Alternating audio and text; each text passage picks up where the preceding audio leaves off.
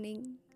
আমি জানি আমার আজকের এই ভিডিওটা দেখে তোমার এবার থেকে ইচ্ছা করবে সকালে ওঠার, কারণ আমি তোমাকে এমন একটা সকাল দেখাবো আর এমন একটা রুটিন দেখাবো যেটা তুমি যদি ফলো করো, আমি তোমাকে বলছি ডেফিনেটলি প্রতিটা দিন চেঞ্জ হয়ে যাবে।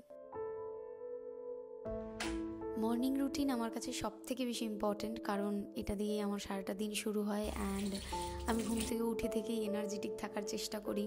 মানে আমি নিজের মনে গান করি, মিরারে নিজেকে দেখে স্মাইল করি। ইভেন আমার সাথে যদি কেউ সকালবেলায় থাকে, সেটা যদি আমি বাড়িতে যাওয়ার পর আমার মাও আমার সাথে থাকে, তো আমি তাদেরকেও হ্যাপি ফিল করানোর চেষ্টা করি সবসময়। আর আমি তোমাকে এটাই বলবো, সকালে যদি ওঠো এবার থেকে মিরারে দেখে নিজেকেই একটা স্মাইল দেবে, অ্যান্ড ট্রাস্ট মি, তুমি ভিতর থেকে অনেকটা স্ট্রং ফিল করবে। আর সকালের এই অভ্যাসটা ছোট থেকেই, যে সকালে উঠেই ড্রেস চেঞ্জ করা, তারপর ব্রাশ, তারপর স্কিন কেয়ার।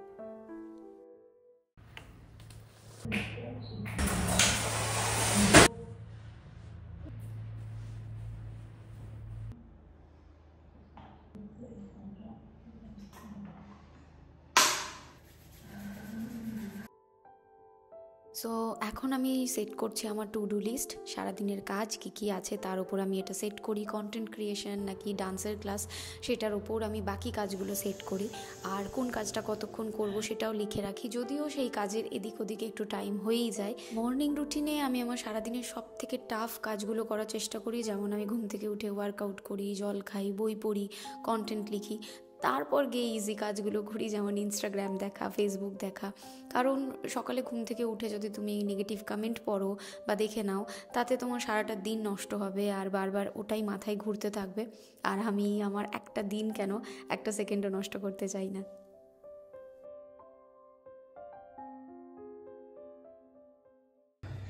ফাইনালি আজকের মতো এখানে ওয়ার্কআউট শেষ। ছাদে যাব, চারিদিকে ভীষণ কুয়াশা। আর আমার লিস্টের মধ্যে জাস্ট ওয়ার্কআউট সবে শেষ হলো। সো এটা আমি কেটে দেব, কারণ এটা কমপ্লিট। এবার আমাকে যেটা করতে হবে সেটা হচ্ছে ডিটক্স ওয়াটার। আর প্রত্যেকটা কাজের পর যেহেতু আমার জল কম খাওয়া হয়, সেই কারণে আমি এখানে ওয়াটার করে সব জায়গায় লিখে রাখি যে কাজের পর আমার খাওয়া দরকার। সকাল সকাল ওয়ার্কআউট করে নিলে মানে এনার্জিটাই একটা অন্য রকম লেভেলে চলে যায়। সো এখন বাজছে সকাল 7টা। এবার আমি একটু ছাদে যাব, কারণ সকালটা আমার ছাদে কাটাতে ভীষণ ভালো লাগে। সকালটা যদি ফ্রেশ এয়ারে কাটাই তো আমাদের এনার্জি লেভেলটা আরও অনেকটা হাই হয়ে যায়। এবং নেক্সট আমি যে কাজ করব, আমার মধ্যে যদিও কিছু টায়ার্ডনেস থাকে, অ্যাকচুয়ালি ওয়ার্কআউট করার পর তুমি কখনো টায়ার্ড হবে না, বরং তোমার সারা সকালে ঘুম থেকে ওঠার পর যদি তুমি টায়ার্ড থাকো, আফটার ওয়ার্কআউট সেটা চলে যায়। আমি জানি না মানুষ কেন একা থাকতে এত ভয় পায়।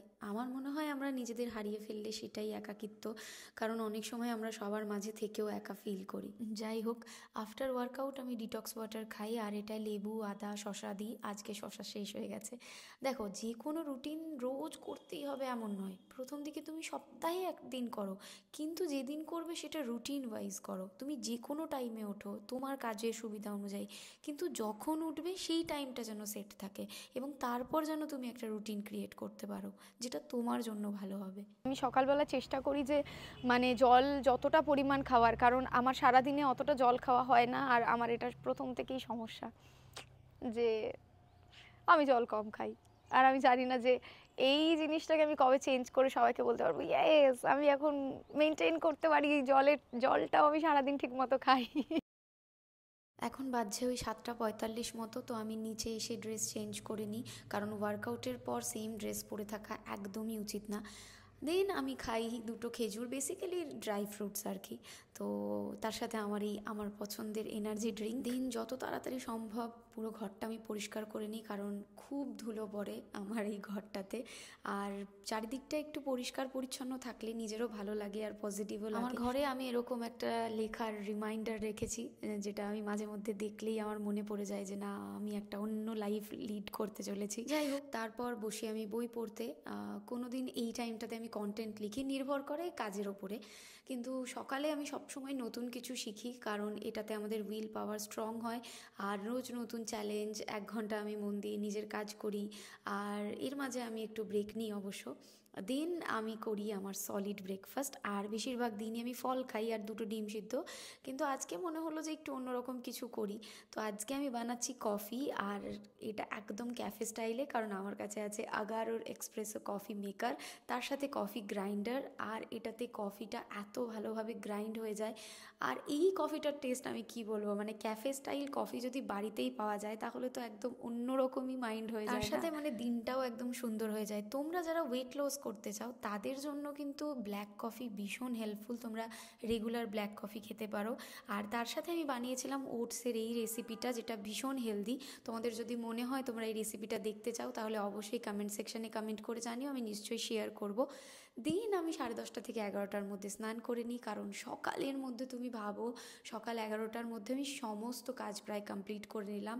এরপর আমার কাছে অনেকটা টাইম, আমি চাইলেই অনেক নতুন জিনিস এক্সপ্লোর করতে পারবো, ঘুরতে পারবো, নতুন কিছু শিখতে পারবো। আমার কোনো তাড়াহুড়ো নেই, কারণ সকাল 11টার মধ্যেই আমি আমার 75% কাজ প্রায় কমপ্লিট করে নিয়েছি। তো তোমাদের কেমন লাগলো আমার এই মর্নিং রুটিন অবশ্যই জানিও, আর তোমরাও চেষ্টা করো 10টা-11টার মধ্যে মোটামুটি 75% কাজ কমপ্লিট করে নেওয়ার, তাহলে বাকি দিনটা অনেকটা রিল্যাক্সে থাকবে। আজকে যে ভিডিওটা তোমরা দেখলে, আমার ব্যাকগ্রাউন্ড, আমার যোগা ম্যাট, এই ধরনের জিনিসগুলোকে একদমই ফোকাস করো না।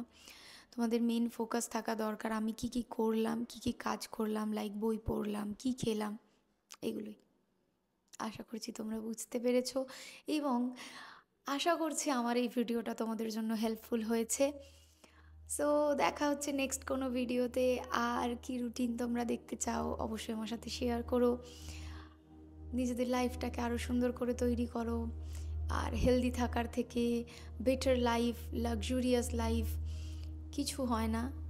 আশা করছি তোমাদের যাদের এখনও সেলফ কনফিডেন্ট এখনও সেরকম নেই, এখনও সেলফ ডাউট কাজ করে, তোমরা এগুলো থেকে খুব তাড়াতাড়ি বেরিয়ে আসবে, অ্যান্ড এই ভিডিওটা তোমাদের জন্য হেল্পফুল হবে। ভালো থেকো, টাটা, দেখা হচ্ছে নেক্সট কোনো ভিডিওতে।